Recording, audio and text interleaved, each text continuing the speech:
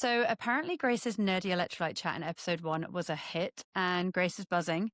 And in a very wholesome plot twist, we now have Ocean, Grace's favourite electrolyte brand, sponsoring this whole series. Honestly, it's a dream. And because they are angels, they've given us a juicy discount code just for Two's Company listeners. But first, I just want to remind you why electrolytes matter, even if you're not, say, a 10K loving, sweaty for fun athlete like Sophie over here. I feel attacked already. Hydration actually starts on a cellular level. Your cells don't just want plain water. In fact, too much non-mineral water can do more harm than good. They need minerals like magnesium, potassium, chloride, and sodium to get all their tiny, important cellular jobs done.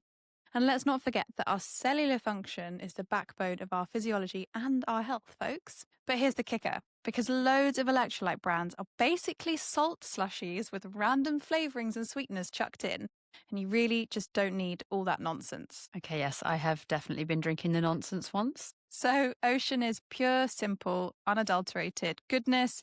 No weird stuff. It comes in this very easy pump bottle, so you know exactly how much to measure into your glass. I tend to have it first thing in the morning, especially because you're at your most dehydrated first thing. Wait, you're saying that my first thing cup of tea isn't hydration? I'm saying we'll circle back to that with love and compassion, Soph. Right. Anyway, Ocean are giving you 10% off with the code Two's Company. That's 2 the number, you know the drill. Pop that in at checkout at drinkocean.co, Ocean spelled OSHUN. We genuinely love this stuff and we really hope you do too. Big thanks to Ocean.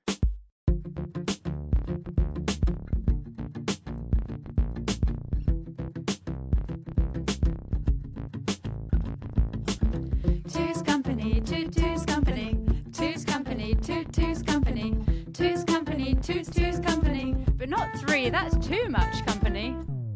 Nailed it.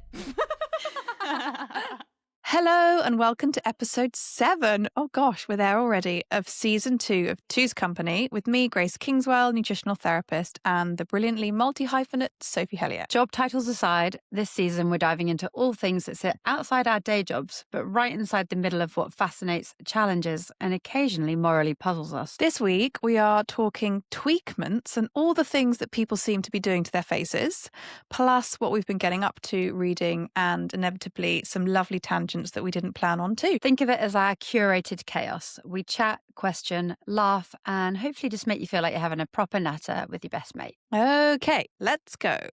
So, Sophie, how are you actually getting on with your electrolytes? I saw you were at the sauna.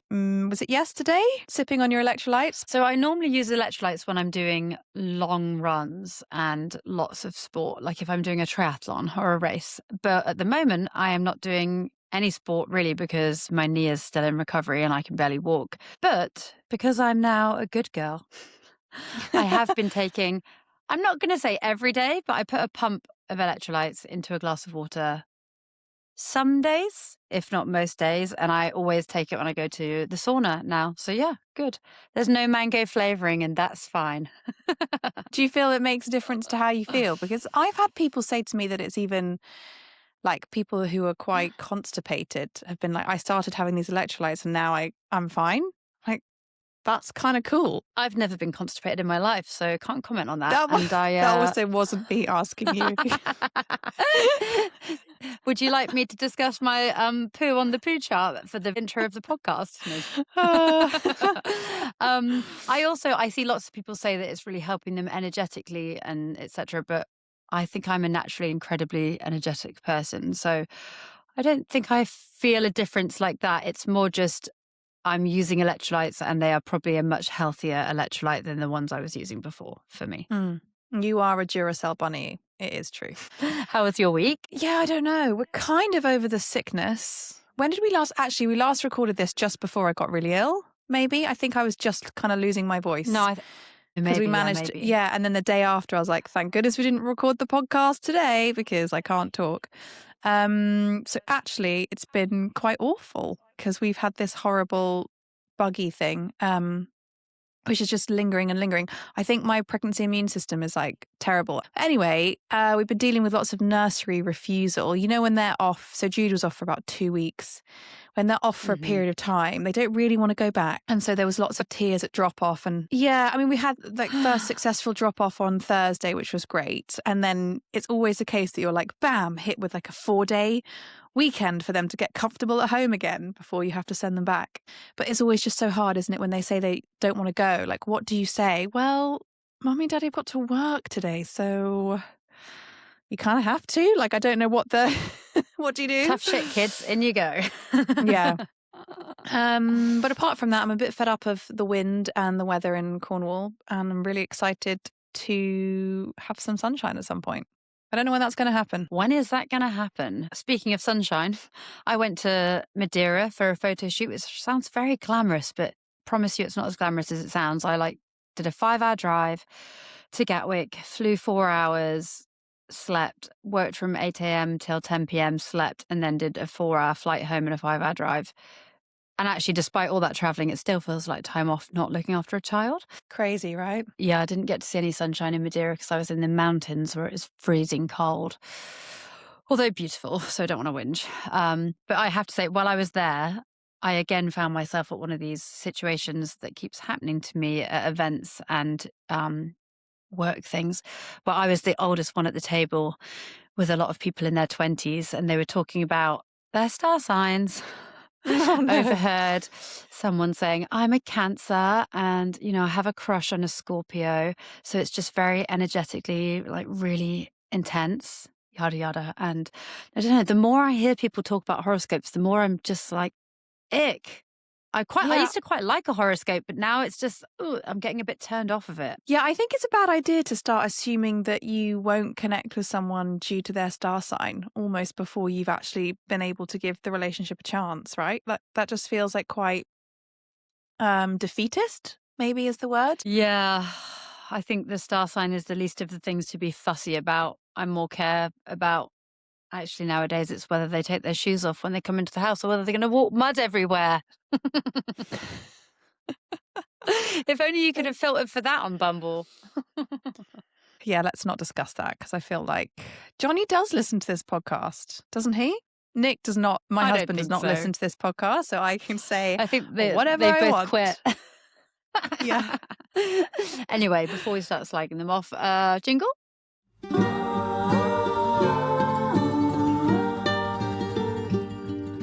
I've read 2 books and I've watched TV. I've got some stuff to recommend to thee. Is it highbrow, lowbrow, or some other kind of stuff? It's Culture Corner for cultural fluff.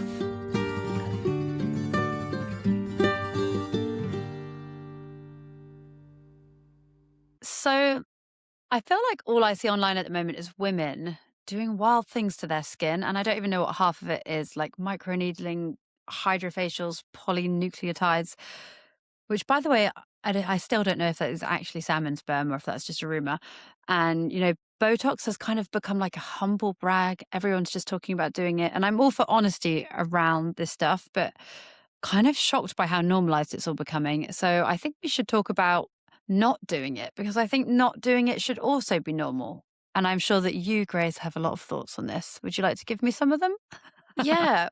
Firstly, I am really against it for 2 main reasons. The first is like toxicity, and the second is just authenticity, I suppose. I feel like I really do think it's a privilege to age. Firstly, I think my mum looks fantastic at 70 and she has lots of wrinkles. She's lived her life outdoors in the sun. And I'm actually fine with, I don't know if this is very, oh gosh, what's the word when you say something and then you contradict it? I can't remember. Yeah, This go is on. this is very that word of me, but I am fine with my wrinkles and lots of grey hair, but I am not fine with my crooked teeth. So I don't know if that makes me a hypocrite. There we go. And then there's this whole element of like this syndrome called Asia, which I'll explain. It's called autoimmune inflammatory syndrome induced by adjuvants. And adjuvants are what are in these injections. So Are it's you a talking spectrum. specifically about Botox? I'm talking about anything that we inject. So it could be Botox, it could be silicone breast implants, actually. These are like, you can get some really nasty autoimmune diseases spurred on by these if you are like a susceptible individual. And I think it's just good to be aware of that for some people, who aren't as kind of like strong in their constitution, who have got lots of predisposing factors for autoimmunity, actually having loads of injections of, because it's not just the sperm, the salmon sperm in the injection, isn't it? There's a preservative, there's probably some aluminium, there's like maybe some trace heavy metals, like all of these things that are kind of needed to keep it active and functioning and whatever. It can actually cause serious harm as well. And like that's a side of it that not many people are talking about. Although I think people are aware of breast implant sickness, which is a kind of similar vibe. I think we should just do a quick overview of like what the most common treatments are. The most common tweakments is what they're becoming known as.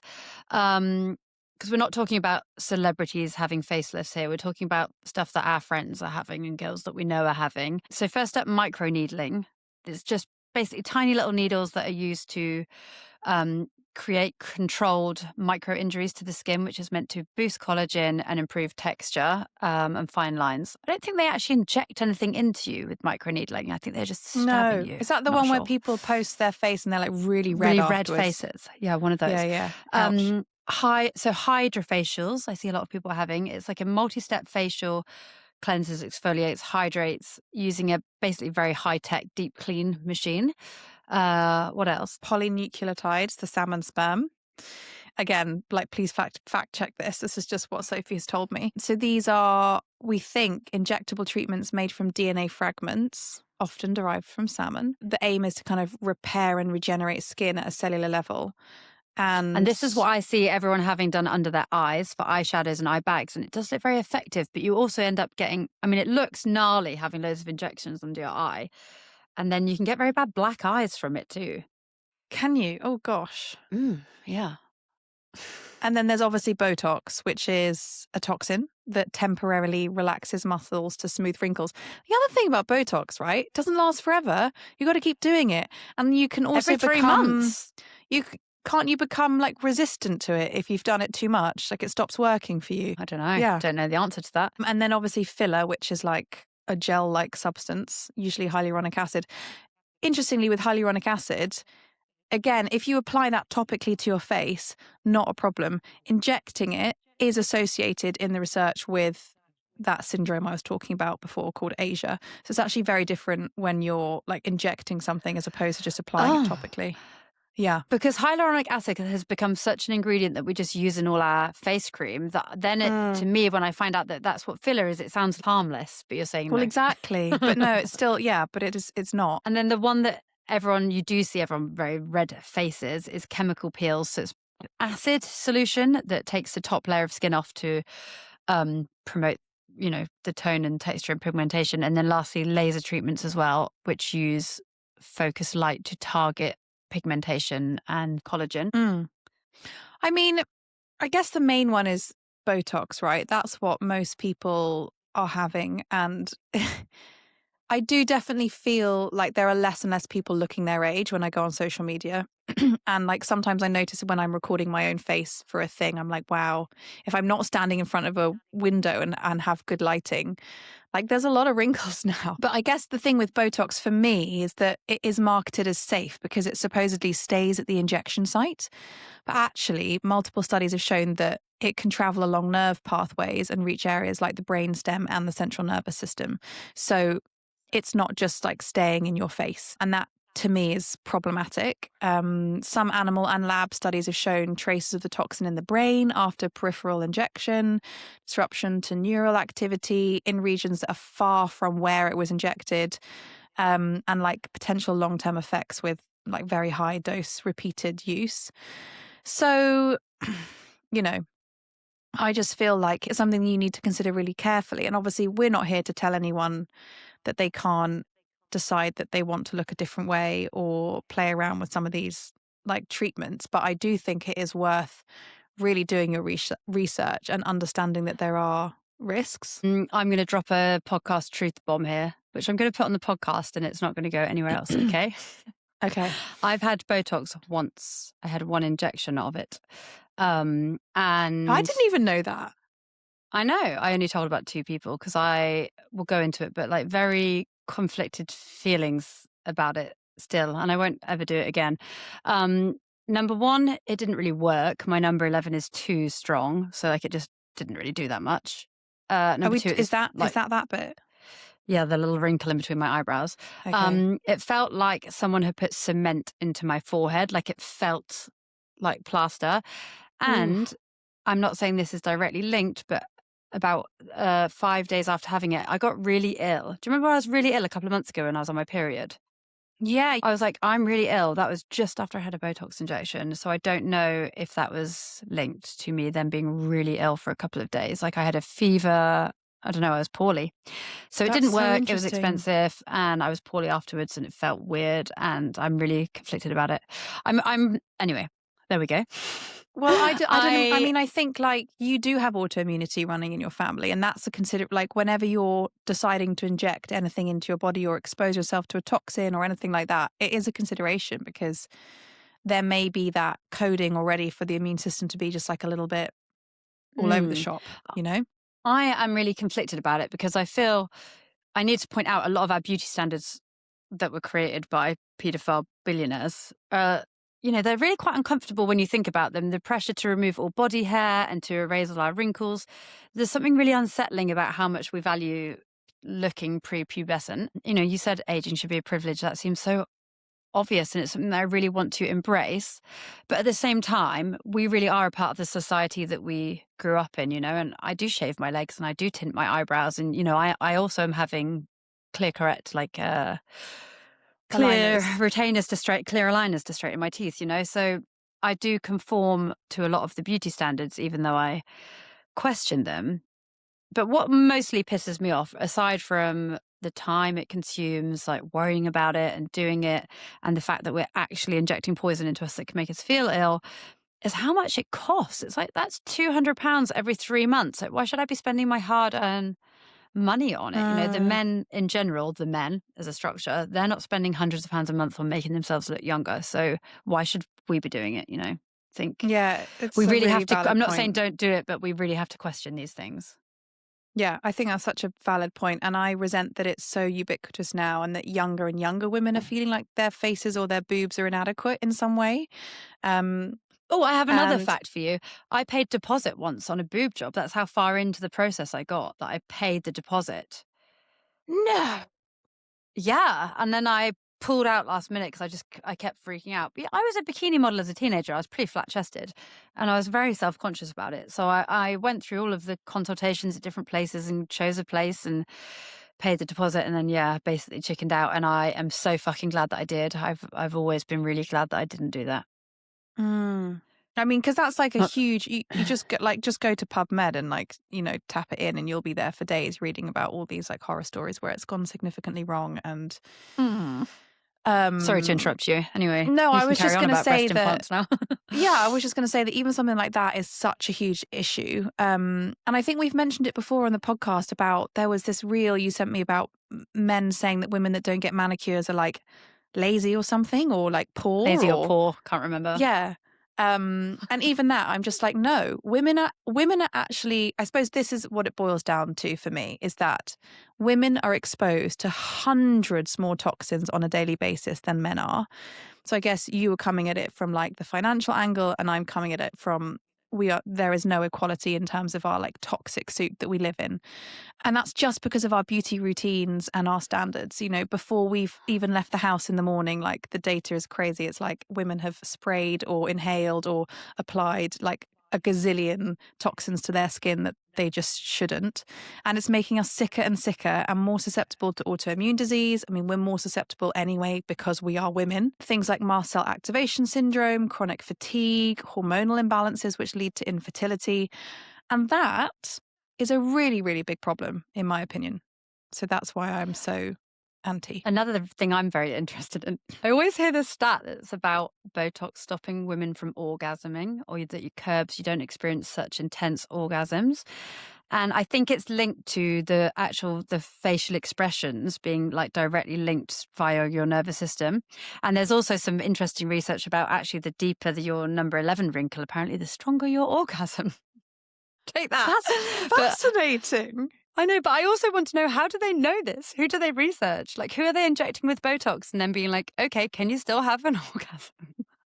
Yeah, I mean, I'm sure I these are wa- not like double-blind placebo-controlled trials, but it's still I interesting. want to be part of this research. Oh, The other one I heard of recently, bum electrocution. I think the official name is EMS sculpting, but they basically zap your muscles into contracting. So your glutes are doing a full workout while you're lying down, and it's allegedly like doing 1,000 squats, but with no pain. I just think, no, walk up a hill. that is, I mean, at least there's no actual toxin injection. And part of me, when I read that in the notes, was like, could that be useful for someone that is chronically fatigued or sick and actually can't get out of bed, and they can have a device that exercises their muscles while they're horizontal? I don't know, I maybe. don't think Just that's throwing that in what there. it's being used for. No. And so I don't want to judge anyone that's had anything done. And, I've been very honest here and shared the one thing I've had done. But I'm also going to caveat everything we've just said with, if I am offered some free treatments, if someone's going to offer me some free microneedling or hydrofacial, then I almost definitely would say yes. Because a lot of it for me is the financial issue that I have a problem with. But I don't know. Haven't got the time, really. Haven't got the time. Well, you know what I would say if I was offered anything like this for free. It would be no, go away. Leave me Even if it's alone. a hydrofacial, which is not that gnarly, just like a nice facial with a machine, you still say no? Well, it depends what kind of products they're using, and I'm pretty sure they're not low tox beauty products. So for me, that's like it. I'm like, I've found my holy grail of skincare, and I just will rinse and repeat until, I look really old. And then I'll just be okay with that. We're also interested to chat more about this. So, listeners, if you've had treatments, if you've not had treatments, tell us about them. I want to know who's getting salmon sperm under their eyes and if it's worth it, tell us. Yeah. And also on that, Sophie said in the last episode that she was going to get a burner phone, but she didn't. But I did find an old iPhone in my house, and it's on my hall table. We just need to get a SIM We card. need to put the pay as you go SIM card in it. Yeah. Stand by. Yeah.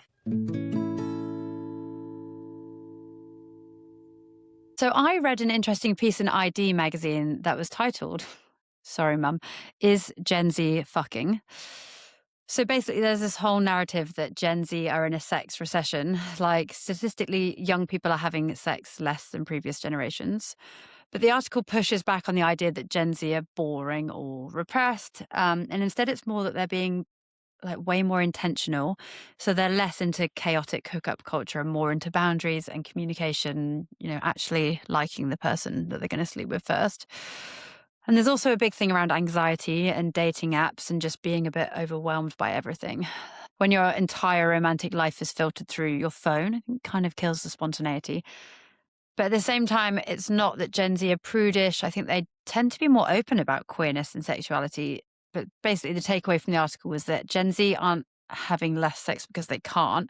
They're just being pickier and maybe more emotionally aware about it, which I think is great.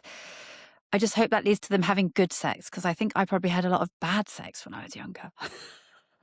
I think that's also great, but also I feel really, really like passionately very sorry for the younger generations that have to basically rely on an app to meet someone. I find that really, I mean, just so representative of the world that we live in, but really sad. I mean, we've talked before about phone usage, and I think we're going to do a segment in upcoming episodes about technology for kids and stuff, right? Because there's been so much in the news about that. Yeah, the government brought in a new guidance last week about screen time for under 5. So we will be talking about that next week, probably.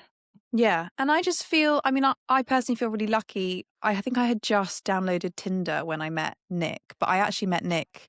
He was busking on the street on Portobello Road, and I just went up to him. And it was so And exciting. said what, Grace? Please tell us the story. Tell the listeners. I said hello, obviously. I just said hi. No, I don't know what I was thinking. I just got back from living in the Caribbean. I was like really tanned. I was feeling very confident in myself, It's like summer, etc. And he was mid-song. So like he hadn't even finished performing. And I just like leant into his ear and was like, I'm probably a better singer than you. And then I walked off. And what, left your number in his hat? Well, so I was running a pop-up shop on the corner of Portobello Road, kind of opposite where he was like busking. And it was me Hmm. and a couple of other like young hot girls in little summer shorts. And so he obviously knew that we were there. And then a few days later, he dropped his album into the shop. And Oh, so that's then I was cute. like, yeah. So then I was like, okay, so his surname is Kingswell. Then I found him on Instagram. And we just like shared a brief message encounter and organized to go for a drink that evening. And that was that. Well, that's lovely, isn't it? I also would like to say I love Nick Kingswell and he's an incredible singer, but you might well be a better singer because you are a very, very good singer, Grace Kingswell. Don't know if you get that from the jingles on this podcast, guys. I've always like joked to him that I still stand by that statement. When we lived in Sydney together, this is like before kids, we used to do duo gigs. We'd like rock up to like nice bars You need and to do that again. well, we did do the open mic night at our local like village community centre in St Agnes, and it was the most fun I've had in a really long time. But it's quite a Well, sad way when I did meet Nick and realised that he kind of did music professionally. I sort of just like left him to it. I very quickly it's like quite sad. I met Nick and I was like super confident. And then very quickly I got chronically sick and I went through all of my health struggles for like years. Nick and I have been together now for like, I don't know, 11 years or something. And I just sort of became a shell of my former self. And like the creative act of like doing music was something that just fell by the wayside. And now that I'm like a parent, as I'm sure you can mm, appreciate, it's really hard to find the time to do that stuff that you know you should do because it really fills up your cup or it's like creative and lovely because most of the time I'm just like knee deep in laundry and all the other like crappy life stuff. let's get that baby out, put it in a sling and go and do open mic. Yeah, I just can't wait to get the baby out. I'm so over it. I don't think I told you this, but I told Nick I had a nightmare where Nick made me do open mic. He made me sing and it was terrible. It was the worst dream. But actually, Sophie, you are like quite musical. Like you can play the piano a bit and you can sing in tune most of the time. I would question both of those statements. I love music, but it's not what I wouldn't put it on my CV, you know? Okay. I'm just going to tell you, do you know how Johnny and I met? On Bumble. Yeah, so we did meet on an app. You were just saying about feeling sorry for people who meet on apps. That's me. No, but I also think it was probably easier to meet on apps back then too. I think now it's like even that you still have to do the apps, but it's like, I don't know, just having spoken I don't to know, like do friends people and even still do the apps or are they just going to yeah. run clubs nowadays? That's quite a nice way to meet someone, isn't it? I think there will Lovely. be and is maybe starting to be a bit of a revolt against that whole like industry, and people are really Hmm. seeking out connection. And even post pandemic, we were all starved of human connection. It's so vital for our existence. I think there is a real movement for things like run clubs or like meetups, I and know. that's I was great. just I was working in the coffee shop today and I had so many people come in and they were just, they're there for the chats. And they said, like, Yeah. we don't drink coffee at home or have a coffee machine at home, but it's part of our nice little thing to, come into the village, have a chat with the barista. It's that human connection and that experience. And I really hope that that job role does not get replaced by AI, where you just go in and order your coffee on a screen and a machine makes it. Because I think so many Mm. people really do crave that connection of chatting to whoever's making your coffee in the cafe. Yeah, I mean, I organised for a very nice lady to come to my house and cut my hair before we went to Australia. And she said she usually cuts old ladies' hair and she'll stay for like 4 hours and just talk to them because it's part of it is that they just book her because they need that connection and they have that conversation, and she's like so happy to provide that, and it really fills up her cup and she feels like she's just doing a really wonderful thing. I was like, that's great. The hilarious thing Cute. is that I was like, God, this is taking forever. I need to leave my house now. But you know me, I like don't love talking and I'm really antisocial, so there we go. Except on podcasts. I love the sound of my own voice on podcasts. Okay, explain it to me. Jingle. Explain it to me unprofessionally. I'll keep it short and concise. Yeah, that'd be nice. Okay, I have another one for you this week, Sophie. Given that my explain it to me question last episode went down so well, what is a carrot gene? There's another style that's cropped up that I need to get my head around, and I'm a little bit confused. Pausing this so we can get a cute soundbite from my little one. Come here, darling. Come talk into the microphone. You look so cute. Hi, Grace. What would you like to say to Grace? Do you want to say Happy Easter, Grace? You are my city, my only city. You make me happy. I'm Skylar Gray.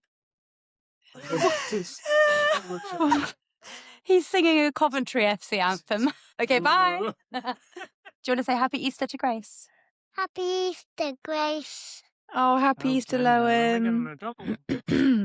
Okay. You are my sunshine. So I only know the answer to this because Johnny shops in American Vintage a lot, but it's basically a high-waisted, relaxed fit through the hips and thighs, and then a distinct taper from the knee down to a narrow, often ankle-grazing hem. But then it sounds very much like a mum jean, so I had to Google the difference. Carrot jean are notably roomier around the hips and thighs, but then a taper more drastically, which does, I mean, they look quite nice, but I don't like the sound of that, actually. No, and if you think about the shape of a carrot, like I can't see how that's massively flattering. Also, it doesn't really sound like a style for gals with large calves, because then like I mean, this is something that I always really struggled with when it was like skinny jean era, because my calves have always been quite shapely, which is how my parents liked to term them. Tennis muscles. And sometimes it does make buying jeans quite hard, because if it's really tight on your calf and it's not supposed to be, one, it looks weird, and two, it's actually quite uncomfortable. I just don't think. I thought we were just going for like the baggy silhouettes were the thing, right? Where it's just loose everywhere. I was about to ask you what style of jean you're wearing at the moment, and then I remembered you're about 8 months pregnant and you're not wearing any style of jean at the moment. No, I've got jeans on. Look, would you like to see? They're actually all right. Okay, what kind of leg shape are we going? This is for our 4 listeners on YouTube. Very loose in the leg. Okay. How do they fit you? What's going on at the waist? So they've got one of those stretchy bands that goes up over the bum. And then the jean itself sits under the bump. They're really comfortable. Although I'm obviously like fed up. I'm wearing like a classic 501 today, and I do love just a straight leg blue denim. So nice, but also like not hugely, like the 501 for me, again, not that comfortable, because as soon as I sat down and bent my knee, they become really tight around my calves. I've always thought you have quite slim calves. You wouldn't know what I'm talking about, really. Small muscles, I'm afraid, small muscles. Send us an email if you're a really cool female. Ooh, you're such a cool female. Send us a letter to make us feel better.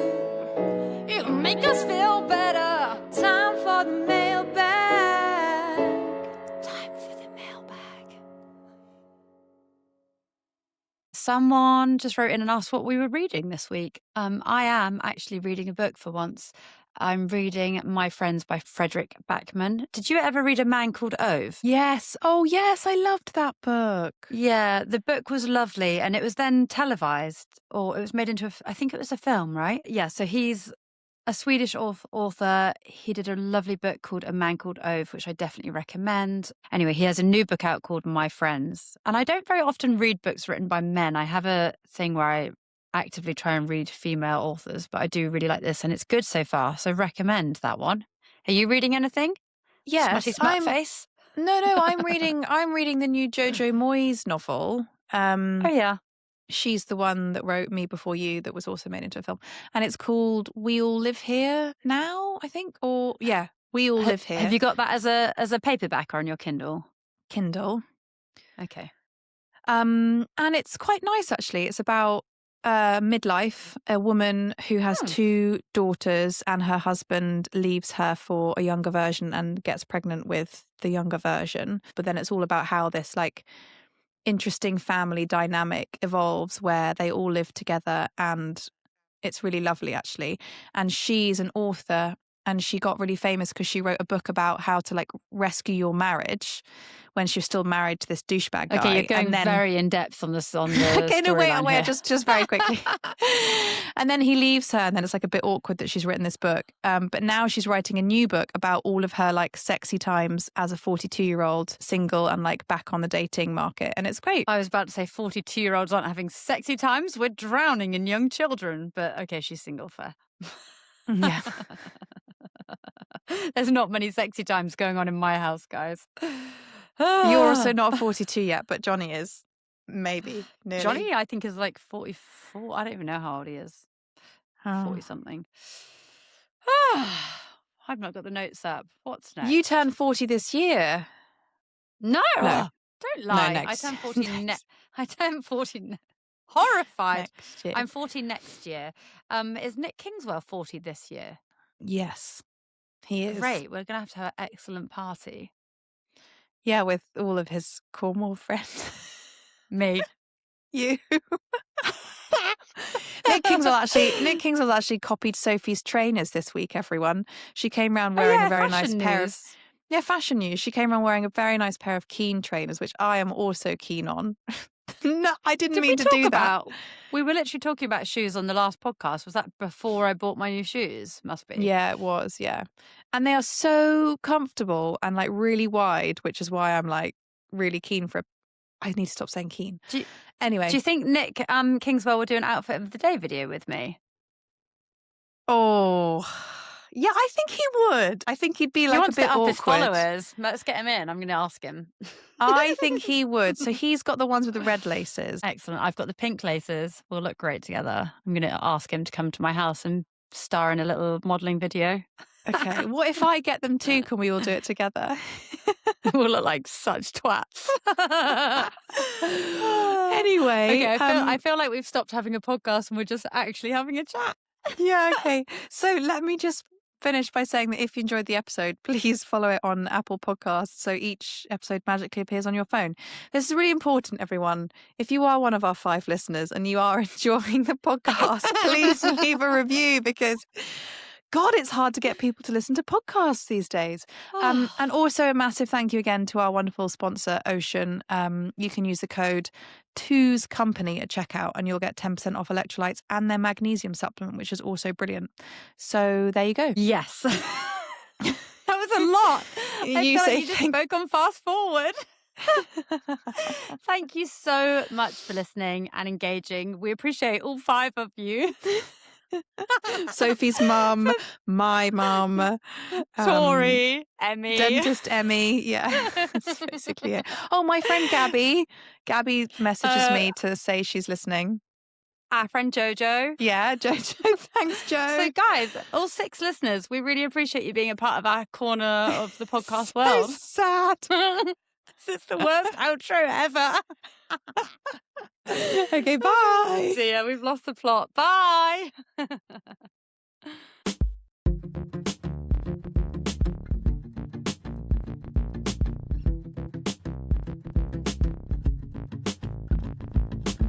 Two's company, two's company, two's company, two's company, two's company, two's company, but not 3. That's too much company. Nailed it. Thank you so much again to Ocean for sponsoring this entire series of the podcast. We are very grateful and also thrilled to be spreading the word about such a lovely brand. Yes, and Ocean are giving our listeners 10% off with the code TWOSCompany. That's 2, the number, you know the drill. Pop that in at checkout at drinkocean.co. Ocean is spelled OSHUN. And thank you so much. I say H, not H. Find that weird. Thank you so much to Ocean. Bye-bye.